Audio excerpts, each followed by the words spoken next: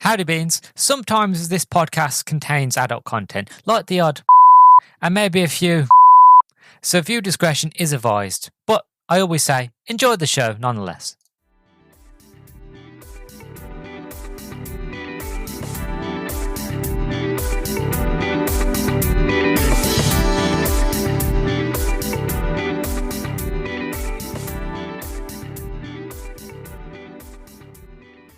Howdy Beans, and welcome back to another disgusting and deplorable episode of the Howdy Beans podcast. Hope you're all doing absolutely terrible this Halloween season, that your house is haunted and that you're being stalked by a psycho killer with a big axe dripping of blood on the highway of Route 66. Who knows? Just make sure you get inside and lock your doors, because in today's episode, there's a maniac on the loose and he's going to kill us all. But before we get into all of that and more, I am your host, Luke, the Elder Bean. It's been an absolute pleasure.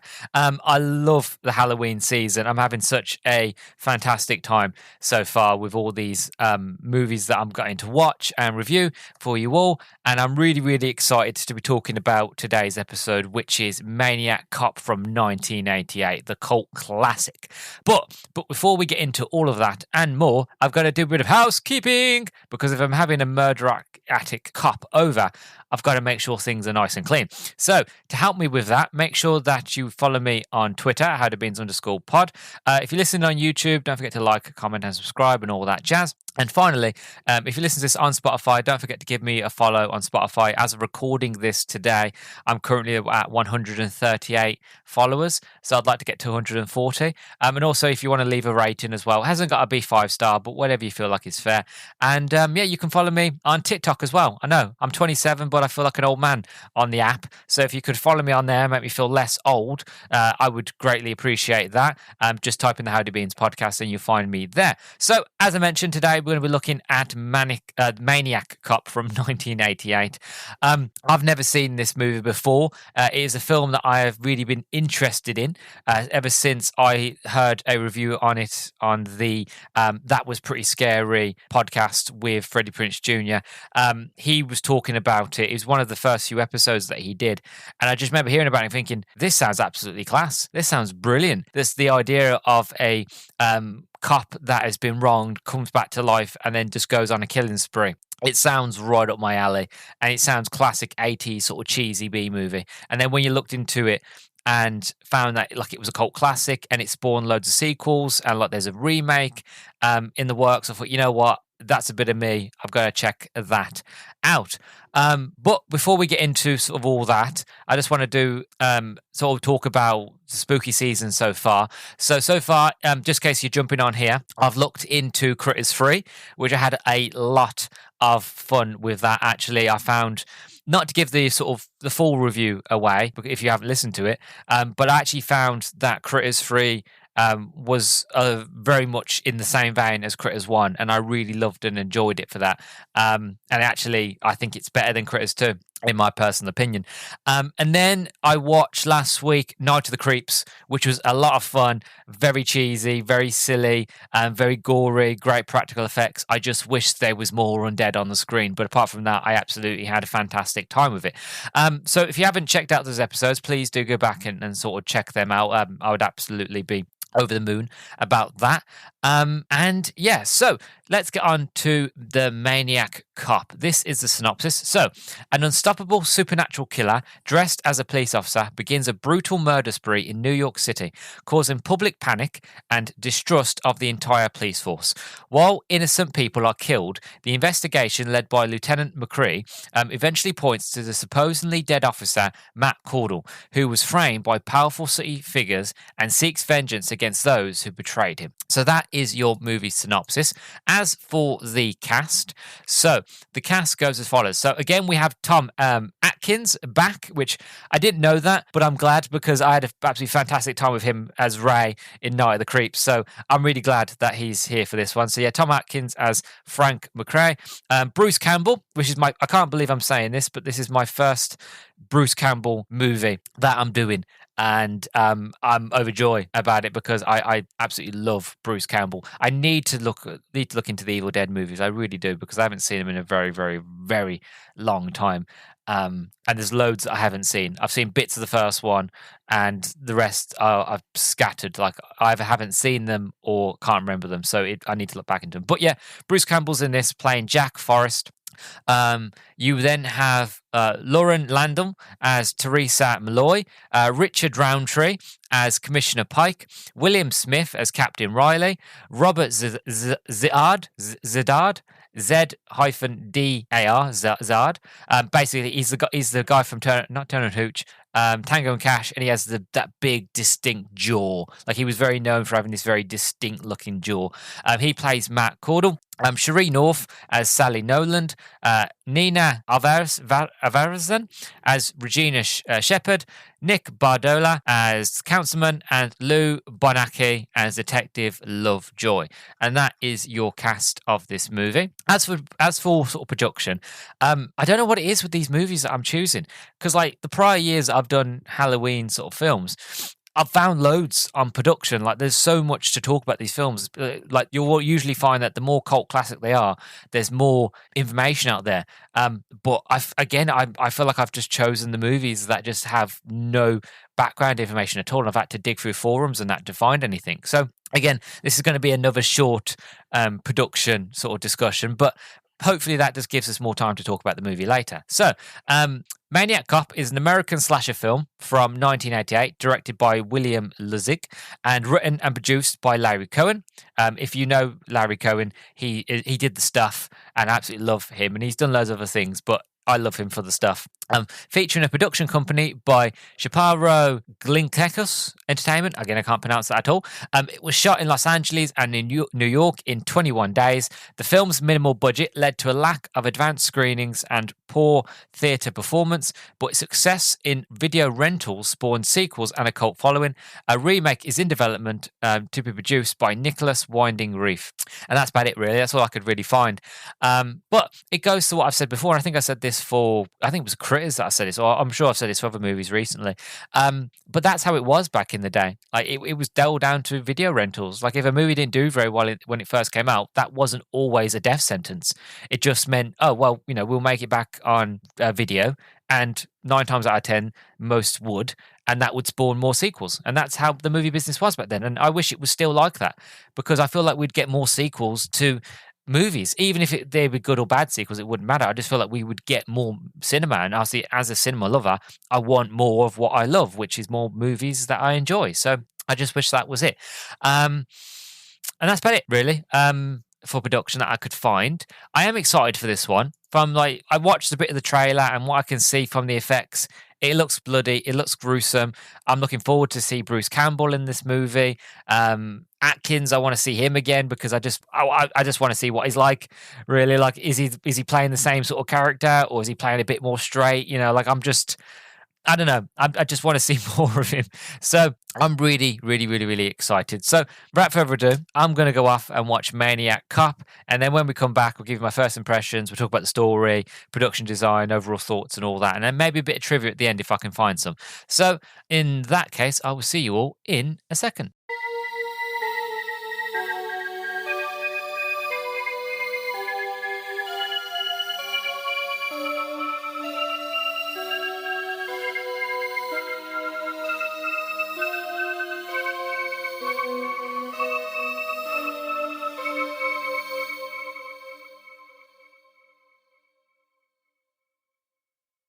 And welcome back, everybody. So I've now finished watching Maniac Cop. And honestly, it's the most serious but non-serious horror movie I've ever watched. Now, I know online this movie is sort of advertised as a horror action movie, but it feels more actiony. Like, there is horror aspects to it. I wouldn't say it was scary, but I would still say it comes under the sort of line of very cheesy 80s horror in a way, but it's a very serious movie. The beginning of this film starts where you just see a copper, who I presume is the Maniac Cop, just getting himself dressed, putting on his cufflinks, putting on his uniform, putting his club in his baton, whatever it's called, into his holster and all that, putting his hat on and doing all his buttons and gloves and all that jazz. And while the credits are rolling of like who's in the movie and the title sequence and all that. And then it just begins. And then you've got this young woman who comes out of a tavern, of a pub, and she's on her way home, and she gets attacked by two young thugs. She fights them off really, really well, to be honest, and then she's running. She hides out in a playground. The kids are coming closer to her. They're going to attack her, and she turns around. She sees this like silhouette of this copper in the background. She runs. She's like, "Oh, please, help me, please." And obviously the young kids, like, they haven't run away. They're kind of watching to see what happens. She runs over to this copper, and she's like, "Please." And she gets right up next to him. And then he just throttles her, picks her up by her throat, and then just strangles the life out of her. And that's basically how the movie begins. And it's like that for a lot of things. There's, again, we'll get onto the story and all that. But what I love about it is the fact of, even though this movie knows what it is, it's still very serious. It treats it as a kind of like a crime drama, but also it is very brutal. It can be quite gory at times. And I wouldn't say scary nowadays, but I guess in a way it is kind of scary because you've got this maniac cop who's killing innocent people. You've got all these like news headlines and people. So people are now getting more wary of the cops and the police officers. And there's one point in the movie where this old lady, she's broken down. She's trying to start a car. She's basically flooding the engine. She's doing too much with the engine. She's flooding it so it won't start. And all of a sudden, she looks in a wheelbarrow mirror. A cop car pulls up. You don't see the cop's face. And she's panicking because, again, on the radio, it said like these cops going around killing people. So she's freaking out. Cop comes to the window, knocks on the window. Again, you don't see the cop's face. And she's panicking, old lady. So she's gone into her purse, turned around, like, "You're not getting me." And then shoots the guy in the head. And you literally see like this big hole in this guy's head. And you see like the back of his head. Really well done, practical effects wise. And he goes down. And so there's a lot of this where you get these people, these shots of like, random people on the streets going like, do you trust the police? And people are like, "Oh, I've never trusted the police," this and that. And it's like I said, it's one of those where it's like, it's serious in tone. Like, the movie knows what it is and what it is about, and is serious outside, but still has fun with the horror, still has fun with the gore, still has fun with the deaths. Because, again, this maniac cop, you would think he goes after sort of the scumbags, the drug dealers, sort of the really, really worst sort of people in the world, or sort of in New York at the time. And he doesn't. He goes after every Tom, Dick, and Harry, as well as he goes after cops and other things like that. And the kills are amazing. I'm jumping ahead of myself. I know I'm talking about story already. I should be like talking about first impressions, but I was just really fascinated by this movie, and it got me thinking while I was watching it of like, I love 80s movies in general, not just horror. I just love 80s movies because they were so unique. Like, they were so different. They were so special. There was always, every movie in the 80s, even if it was the same sort of genre, or like it was the same idea and concept, it was always different. Again, best example I can use here for Halloween is the idea of Gremlins and Critters. Same sort of idea, same concept, but inherently different. You know what I mean? And like, you could watch both and love both equally for their own merits. Even though they are somewhat the same, they are still good on their own. And there were loads of movies like that in the 80s. And there was just so much variety. But what I also love as well, and maybe it's because I'm getting older in terms of a sort of movie watcher, a movie sort of viewer. But I love the older movies as well, before technology. And what I mean by that, I mean is like modern technology that we have now, like before phones and social media and stuff like that, when everything was just analog. Like, there were like computers, but like a computer was at home, or, a computer was like in the office. Like, it wasn't something that everybody had. So to talk to anybody or anything, you had to actually physically talk to anybody. And I just love watching these old movies and just seeing, this idea of, if you want to know what's happening, you've got to read the newspaper, or you've got to listen to the radio, you've got to watch the news. And people are reading these things and getting freaked out and panicky. Whereas if it was a modern day, it'd be all on phones and cameras, and somebody'd be like, "Oh, I've got this footage of this copper walking around doing this," and blah, blah. And I don't know, I just miss the sort of basic analog days of just no technology, where that's what makes it more scarier, because back those days, I don't know, there was just less tech. So it was just more human in a way, just more sort of I can't think of the word. I had a word, then the whole thing's lost me, sadly. But I just really, really love the 80s sort of movies, and it's got me to appreciate them as well. But yeah, first impressions, it's really, really good, and it does a fantastic job. And I can understand why this movie became such a cult classic, and why they made two others after this, and why it did so well on video. Because again, it's an hour 25, hour 30 minutes, so it's not a long one. There's a bit more going on in terms of like Night of the Creeps, which I watched last week. In terms of like story and dialogue, that's the thing. Like Night of the Creeps is more just kind of like a lot of the gruesome, gory sort of kills, where this one is very much the fact of trying to figure out, again, I'll move into the story bit now, where you try to figure out who this Manic Cop is. And what I love, what they do so well, is that you don't really actually see the guy's face. You see silhouette. Majority of the time, it's just him in the shadows, where you can see the copper in full uniform, full sort of stars and stripes regalia sort of thing, where he's actually in the proper, I would say, best way to explain it, sort of, maybe this is what cops wore in the 80s, but very ceremonial sort of New York cop sort of garb, where he's got the buttoned up sort of blazer, and he's got the white gloves and all that, and you've got this whole sort of look, but the face is blacked out, so you can't see, and neither can any of sort of the victims. So when they get close up, thinking, "Oh, it's a cop going to help me save my life," they're up and close, they can see, but as the viewer, you can only see the back of the head, really. And I love that, because it builds up suspense. And the first half of this movie really is just a lot of kills. You've got obviously the first one with the young girl, she gets throttled, she gets strangled to death. You get another, I'd say, businessman. He's just walking to, I think he's either walking to his car or he's walking down the street, and the maniac cop basically grabs him, handcuffs him, tries to basically kill him. The guy gets away, he runs off, and he ends up falling over. And again, this is like proper cheesy, where the 80s comes in, where he falls over on the path, and there happens to be wet cement at midnight, like for no reason. Like you wouldn't put wet cement out to dry at midnight with nothing around it. But again, it's the 80s and it's horror, so we just go with it.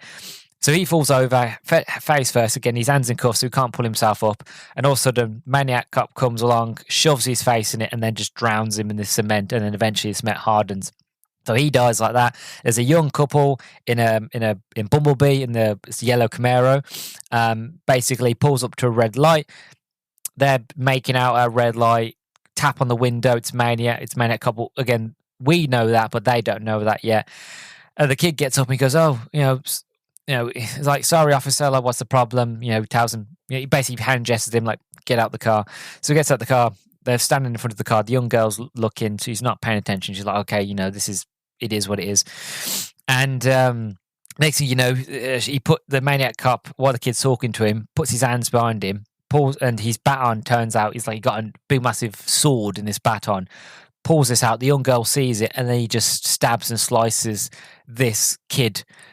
Slices his neck, but he kills him, then grabs him and does a really cool scene where, like, he doesn't turn his head to watch the guy fly. He's looking one way and grabs him and kind of flings him behind him, kind of like in rugby where you throw the ball behind you.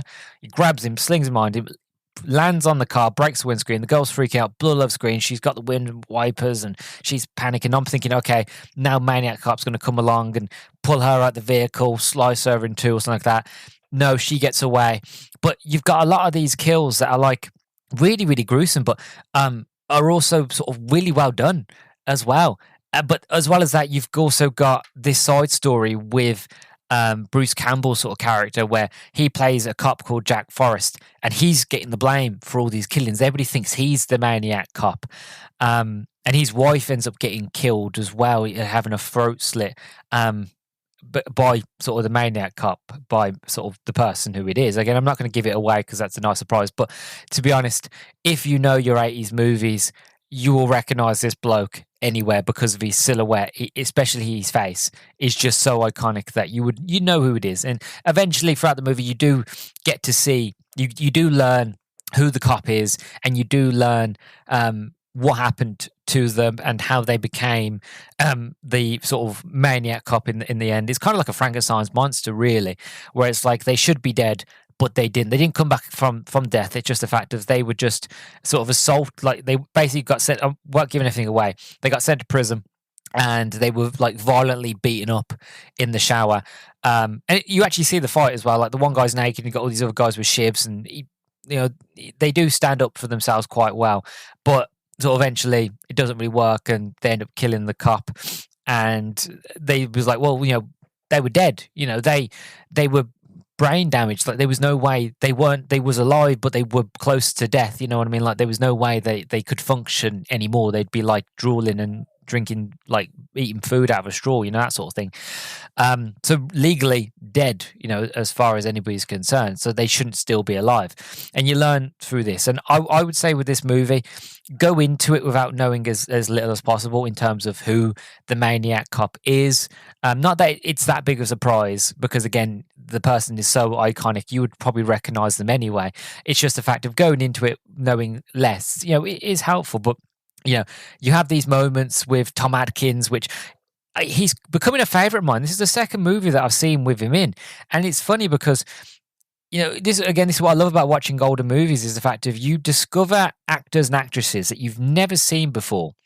And then you slowly be like, I've never seen this person before. I'm a new fan, and I want to watch everything that they're in. I want to explore more of what they've done and other things that they've been in and stuff like that. And it's the same with Tom Atkins now. It's like he was brilliant in Night of the Creeps, and he was brilliant here. I could even go as far as to say it felt like he was playing somewhat the same character, a detective or a copper even, who's got a sort of tragic past, a sort of tragic sort of background, but is also the good guy. He's trying to save the day, but ultimately things happen. And again, I'm not going to say what things, but either way, like he plays the role so brilliantly. And again, I go back to the fact of it when he's on screen, I'm just mesmerized. I'm just enthralled. I'm like, literally, he has my undying attention. I want to know what he's saying. I want to know how he acts and what is he going to do. And I'm just like, what? This guy's just brilliant. So like, I want to watch more movies with him. He's becoming a favorite of mine completely. I think he's just brilliant. But again, at the same stage, he reminds me of like the Naked Gun movies, where like he is so serious, but everything else is really wacky that's going on around him. But he's so serious while he's doing it. He's a very serious actor, happens to be in a horror movie. I mean, it kind of made me wish of like, I just wish we had Leslie Nielsen in a horror film. I know he did, technically, he kind of did a vampire Dracula movie, but I mean, like, it would have been great if you had like a serious actor like Leslie Nielsen in a horror movie that was completely sort of, cheesy 80s sort of thing, but he was just like very serious, the whole thing. Like, that would have been brilliant. And maybe that exists out there. Maybe I haven't discovered yet. And if it does exist, please to sort of let me know if you know that movie, because I'd love to watch it, because it sounds fantastic to me anyway. It might not be, but the idea of it just sounds brilliant. But yeah, Tom Atkins as Frank McCree does a brilliant job. And like the whole cast is really good as well.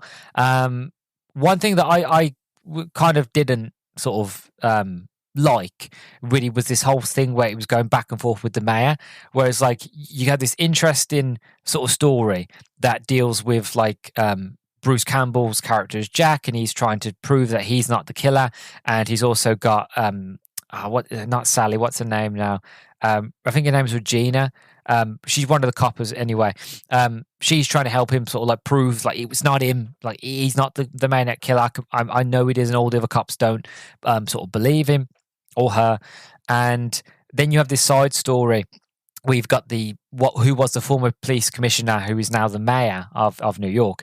And he's basically, and it was a bit confusing at first, so I wasn't sure where it links in, because it would just dramatically cut and he'd be like, he's after me, he wants my position, he knows what I did, blah blah blah.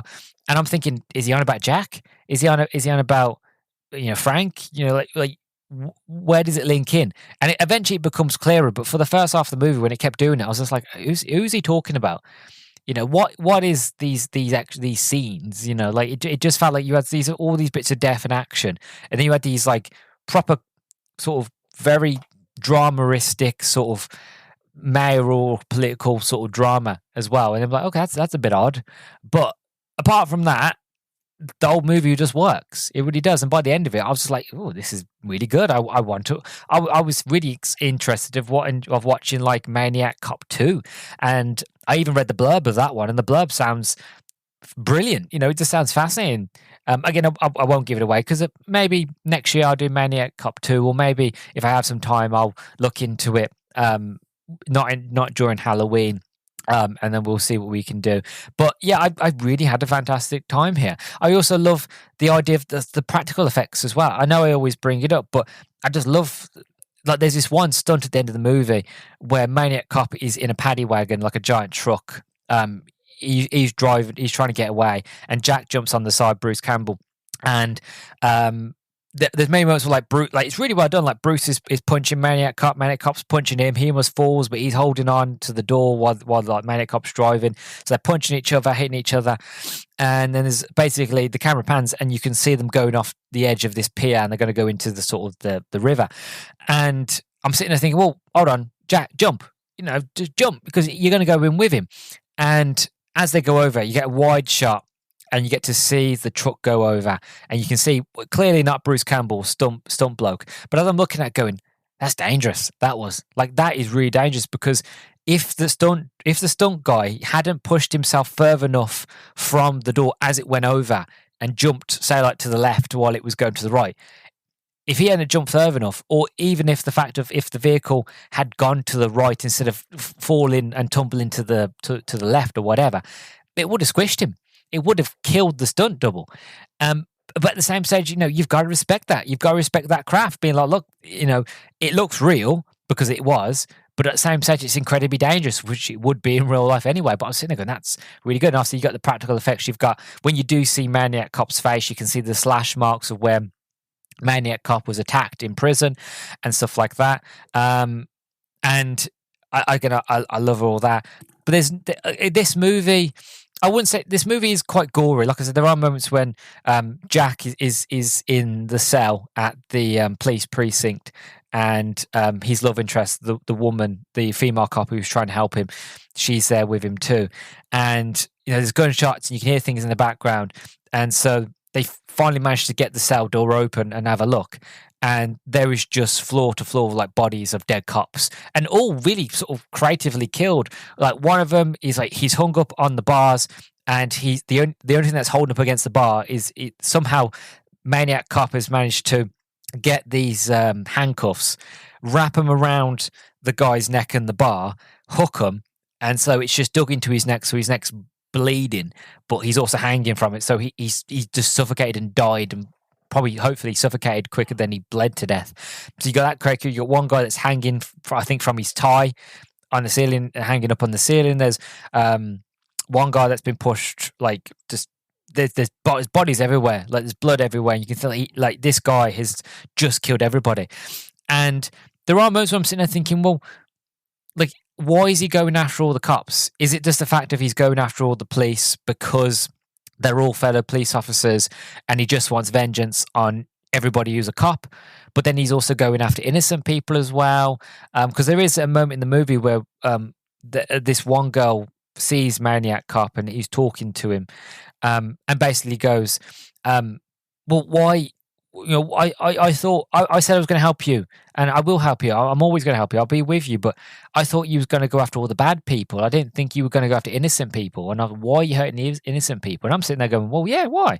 Why are you going after the innocent people? If you're going to kill coppers, go after the police officers. If you're going to kill, if you want vengeance on the commissioner or whatever, go after the commissioner. Go after the mayor. Like, that should be your main target. But yeah, there's a few things here and there. Like I said, it's not a perfect movie, but these films, what I love about them, and what I love watching them, is the fact of, I know they're not perfect. They know they're not perfect. The idea behind these movies is just to have fun. It's to be entertained. It's to lose yourself for an hour and 25 minutes or whatever of just some sort of, comedy or violence or horror, entertainment, whatever, the proper 80s cheese. You come for the good stuff, the Gouda, you come for that real smelly stuff. That's what you're here for. You're not here for class sort of acting, some of the best cinematography ever. Like, even though sometimes the cinematography and the practical effects are quite sort of incredible, you're not always coming for that. You just come for the cheese. You come for the silliness. And that's what I think. I was like, I don't come for, like, the world's best ever movie. I come to have fun, and I am entertained. And like I said, I'm left being like, you know what? I want to watch more. I want to watch the rest of the Maniac Cop movies. I want to watch the rest of my list of horror B movies, and I probably will over Halloween, even though I'm going to have to go stop myself because a lot of them I do want to review. So I have to go through ones of like, okay, which ones don't I want to review? Okay, I'll do that. You know what I mean? So I'm just left in a very sort of entertained, positive mood. I'd be like, yeah, if you haven't watched this one, go watch it. And that's really my overall thoughts, is the fact of, don't do any research. I know I've already spoke about this movie in a little bit in terms of the introduction and stuff like that, but go in not knowing who the Maniac Cop is. Like, don't Google the sort of the movie, because if you go into images, it'll give away who the Maniac Cop is. Don't go into anything like that. Just go in, experience it for what it is, have fun, enjoy it. And like I said, with Night of the Creeps, that's a movie that you put on in the background. This is one way, like, you get your mates around, so you've had your party, you've had your fun, and you're like, okay, let's watch a silly sort of cheesy movie. And this is the type of film that you put on, or you put on the sort of the stuff or something like that. You just put on a movie where you're like, you know what, it's silly, it's goofy, it's not serious. It's but at the same stage, it's just a good time. And yeah, you'll love it. You'll really, really love it. You'll really enjoy it. It's a very interesting and different movie that I've come to experience so far with doing these Halloween movies. Normally, they're very, very sort of wacky. Well, this one is somewhat serious, even though I said you're not looking for a serious movie, but it's a somewhat serious movie, but it's still horror. It's still very loads of action in it, a lot of fighting and guns and stuff like all that. So yeah, it's very best way to explain it, it's very 80s, very, very 80s. And if you love those sort of movies, you'll love this one. So yeah, that's all I have to say. I do want to do a bit of trivia, because I managed to find some trivia for this movie. So Bruce Campbell and Robert Zizar, I can't pronounce his last name, have had the nickname The Chin, which makes sense because they've both got very iconic chins, to be honest. I think Bruce Campbell is probably mostly very well known, as well as playing Ash from The Evil Dead, for his chin. He's a very handsome man. There's get my words out. 3 cameras were used to shoot the St. Patrick's Day parade before the production began. Sam Raimi shot some of this footage, which was shown to investors to secure the money to complete the film. The coroner, Barry Brenner, was William Lussig's real-life doctor. Although the film is set in New York City, it was only shot there for 3 days. And given a limited theatre release in the US at grindhouse theatres and midnight movie showings, despite failing to recoup its costs, the video rights sales shot through the roof due to the huge demand for horror-related films for the US and foreign video rental market. This ultimately led to 2 sequels being made, driven almost exclusively by demand from the video rental market, which I love. That I do. I'm not going to get into it because we said in the introduction, just the idea of that's how movies were back then. We're like, it doesn't matter if it didn't do very well. If it makes gangbusters on video, it will get a sequel. And it did, and it's become a bit of a cult classic. So it's got me excited to watch the rest of them. But that's all I've got for trivia.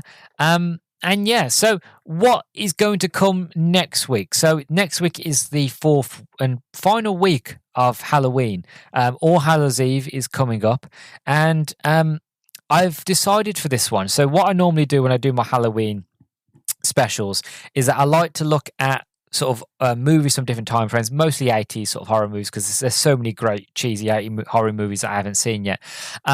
So I primarily do that, but what I like to do at the end is I like to do a modern horror, and like I've done so far, The Cottage, which is brilliant. It's got Andy Serkis in it and Reece Shearsmith. Like it's so underrated, and it's actually one of my most successful horror movie reviews on YouTube, which I'm really glad for. So I did that one for my first year doing this, and then last year I did Eight-Legged Freaks, and this year I'm going back to British. I'm going back to a British horror movie. I've seen bits of it. I haven't seen it in full, to be honest. I remember the trailer very vividly, to be honest. And it's got an actor who I think is brilliant, but everybody else doesn't, to be honest. It's a very modern one. I think it was 2004, probably 2005, maybe in 2003. So I was a very young being when this came out. But it's very gory. It's potentially going to be very silly. potentially quite scary as well. I don't know. I won't give it away, but it is a British horror. And it's one of those that I feel like, from my memory of what I remember about it, it is one of those like The Cottage that should be talked about, and one that should be more sort of celebrated and just in the zeitgeist of like brilliant movies, because again, a lot of the modern horror, and I mean like early 2000s horror, kind of gets overlooked. Only certain ones kind of get remembered and others were kind of left to the wayside. So I want to support the British film industry a little bit with next week's movie, and I hope you all sort of enjoy it. So thank you very much for listening to this one. Again, if you like this and you want to hear more, then follow me on Spotify. Again, don't forget to leave a sort of 5-star rating. If you listen on YouTube, again, subscribe. All my episodes are everywhere. So again, Spotify, Apple, YouTube, I'm here, there, and everywhere. If you want to follow me on Twitter, you can at howdybeans_pod. And I'm on TikTok now. So if you want to follow me on TikTok, even though I feel really, really old being on TikTok, if you want to follow me there, you're completely welcome to. And so as always, I've been your host, Luke the Elder Bean. It's been an absolute pleasure for the third week of Halloween season. And I can't wait to end it all properly next week. Until then, I will see you all very soon.